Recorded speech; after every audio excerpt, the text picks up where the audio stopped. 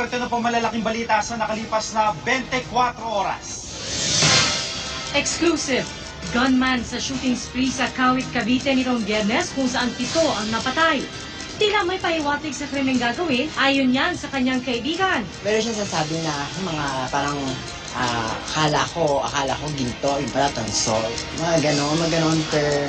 Tapos may mga dugo pa sasabing, may pa isang hibla lang kayo, ganon. Oh. Tapos yung mga, yung parang ano ng dugo, ganon. Gunman, mabait at matulungin daw ayon sa ina. Mabait ang anak ko, nagtaka nga ako't nagkaganyan eh. Medical legal report kay Stephanie Nicole Elia, ang batang taga-Caloocan na namatay sa ligaw na bala, inilabas na ng PNP Crime Lab. Hostage taking sa Colorado sa Amerika, 4 ang namatay kabilang ang suspect. Mga paganda para sa Pisalang Nazareno sa Miyerkules, kasado na. Manny Pacquiao at Juan Manuel Marquez maghaharap daw sa ikalimang pagkakataon. At good news, 2 Pinoy pasok sa Final 16 ng World Championship of Ping Pong.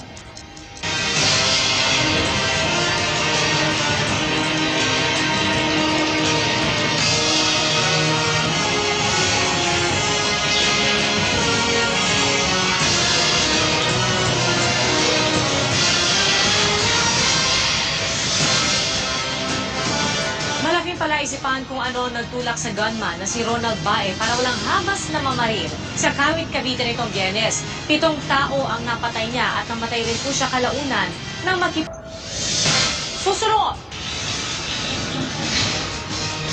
3 patay sa hostage taking sa Colorado sa Amerika. Suspect patay rin sa shootout. Bakbak ng Manny Pacquiao at Juan Manuel Marquez. May part 5?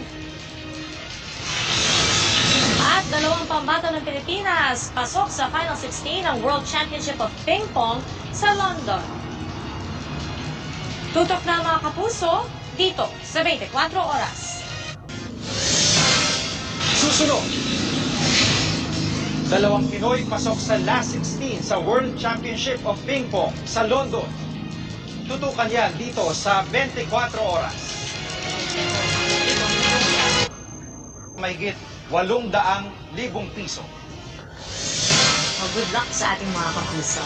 At magpuso yun po mga balita aming tinutukan sa nakalipas na 24 oras. Maraming salamat po sa inyong pagtitiwala.